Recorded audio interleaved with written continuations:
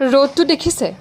এইখন ৰ'দত ওলাই যাবলৈ হ'লে চুলিখিনি ইয়াতকৈ বেছি কিবা কৰিব পাৰিনে বাৰু মই হ'লো এগৰাকী বিএডৰ ছাত্ৰী আৰু আজি মেমে আমাক এটা ছাবজেক্টৰ এছাইনমেণ্ট জমা দিবলৈ মাতিছিলে সোনকালে যাম বুলি আছিলোঁ কিন্তু ৰ'দটো দেখি অকণমান পিছত বুলি ৰওঁতে অকণমান দেৰিয়ে হৈ গ'ল তথাপিও ছাবমিট কৰিলোঁ কলেজৰ ওচৰতে ভাড়াত থকা লগৰ দুজনীয়ে ৰাতিপুৱাৰ পৰা ফোন কৰি মাতি আছিলে আজি হেনো দুপৰীয়াৰ সাঁজটো সিহঁতৰ লগতে খাবগৈ লাগে প্ৰথম দুবাৰমান মানা কৰিছিলোঁ বোলো নালাগে দে যিডালহে গৰম ক'তনো ভাত খাবলৈ যাম কিন্তু ইমান আদৰত মাতিলে আৰু কিমান মানা কৰিম আহি পাওঁতে খাবলৈ দিছে এয়া ড্ৰাই ফ্ৰুটছ আৰু তাৰপিছত এয়া মাংস বনাইছোঁ